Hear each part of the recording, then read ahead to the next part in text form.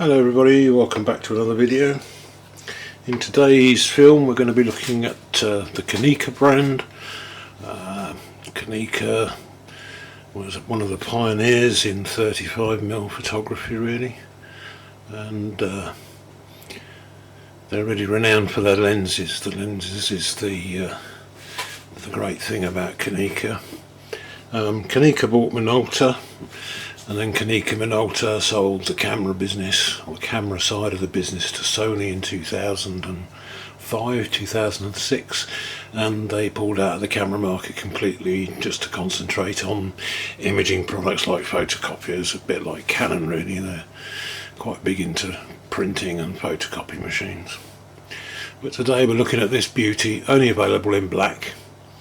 Not all metal. This camera's top and bottom plates are plastic. It does have a metal chassis, but efforts to reduce weight and also to reduce costs means that they started putting a lot more plastic into the cameras. And this was really for beginners. This was a sort of a newcomers to film photography sort of camera. It is a shutter priority camera.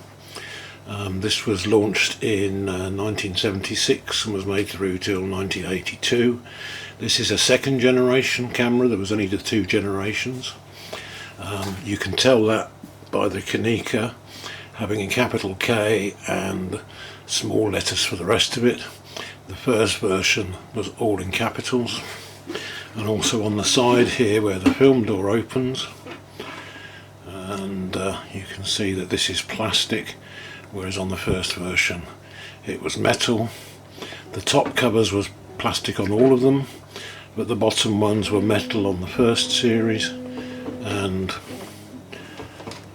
plastic on this second series. This is never going to focus. Oh, you've just given up, haven't you?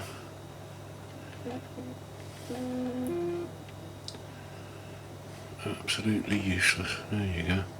So yeah, this bottom cover is plastic as well. This is quite a cut down version. It's missing quite a lot of features from a professional camera. Things such as depth of field preview, etc. is missing. So on the front we've got a couple of lug straps. This is your lens release and button at the top. So you grab hold of the lens, give it a little twist over and bayonet mount, and you can see inside the lens throat, back of the lens, there's the iris. To mount it, red dot to red dot, pretty standard. Give it a twist back clockwise, and obviously as you can see on the lens it has this AE setting, very similar to Canon in fact. And there's a little button if you want to do things manually. You can set the apertures yourself, or you can lock it in the AE position, in which case the camera will decide and set the aperture. This lens is the 40mm pancake lens. You can see it's quite slim, that's why they're called pancake lenses. Everybody was making pancake lenses in the late 80s. This one's quite good. It's very good for black and white in dull weather, and it's brilliant for colour in really sunny weather. Outside of those parameters it's not particularly great. On the side here we have a self-timer. So common with self-timers, although this one's an awkward one to get to. Oh, there's no real room to get your finger in there. You put it down, make sure the camera's wound on. This is a self-timer. Only available in black, this camera. There was no chrome and black options. This was how the camera was, and it didn't change in appearance really, apart from the areas I discussed already. As you can hear, it's quite loud. On the top plate we have the film advance. This is another one of these ones with a hinged film advance. It's not particularly long throw. This is your frame counter, threaded shutter release, obviously your shutter speed selector dial. The red is highlighting 125th because that's the flash sync speed. To set the ISO, you just lift the outer collar and twist it around, and the ISO goes from 25 all the way up to 1600. I'm going to set it on 400, 125. This lever stays out until you push this button on the back, which is like an off button, and then it drops back in close to the body. That also turns the metering off if you've got batteries in the camera. When you pull it out, that's the meter activated as shown by the red dot, similar to Nikon again. X-Sync hot shoe, film rewind, usual thing, fold out crank. Hold out crank. This one doesn't pull up, it's at this level all the time. As you've seen on this side, you've got a X-PC connection, and you open the back by pushing down on this lever.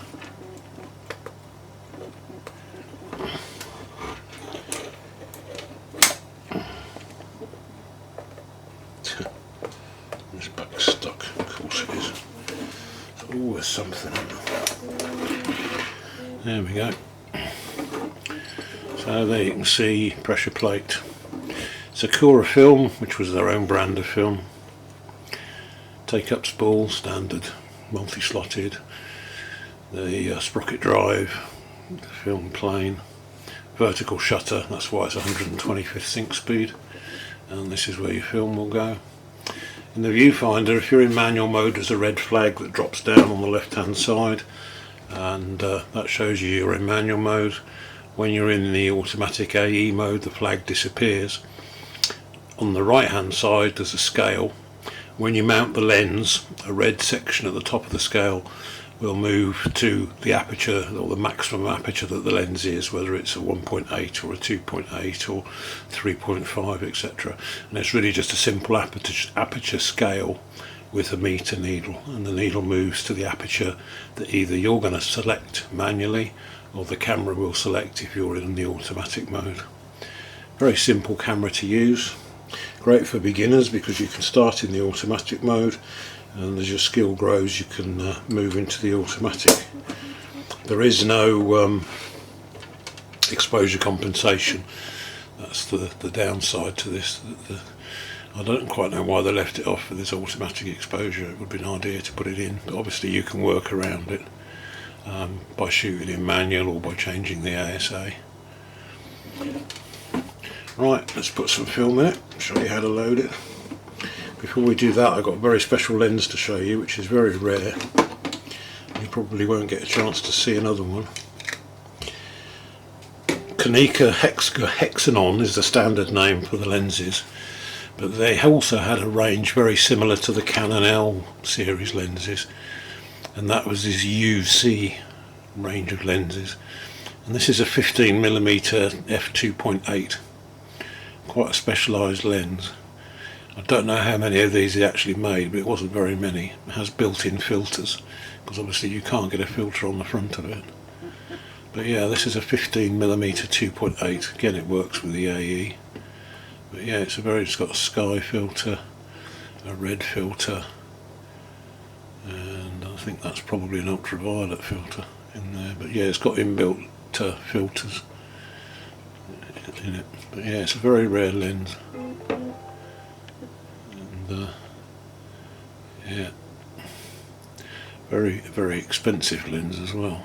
A lot more expensive than the camera. But yeah, that's a 15mm 2.8.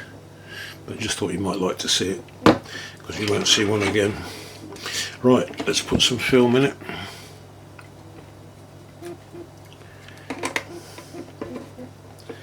So just put this 40mm back on, and then we're going to open up the back.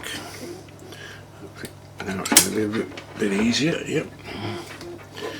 So I was thinking, what would be a good film to put through this? And it so happens in the fridge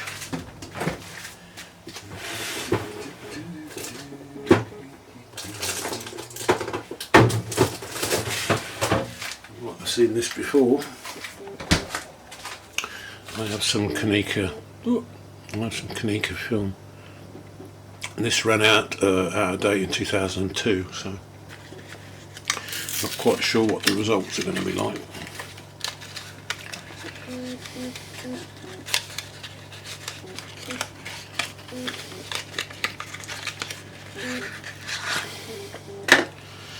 Life in the fridge is over.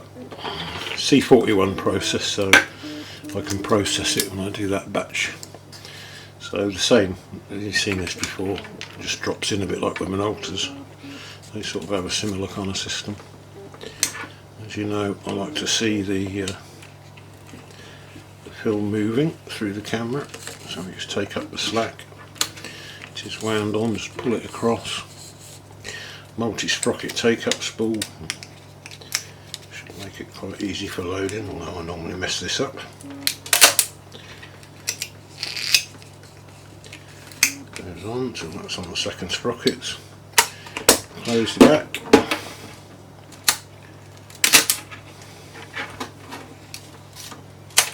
You can see that it's moving about.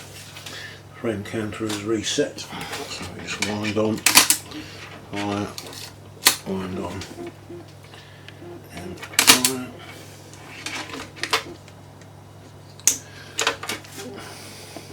Turns the metering off. Batteries go in the bottom here, and it did use the old style Mercury batteries, believe it or not. This camera has still got this Mercury batteries in it, and it still functions. I don't know how long these batteries are going to last for, but there are obviously ways around it. We can sell 625As, but yeah, this still has the original Mercury batteries in it.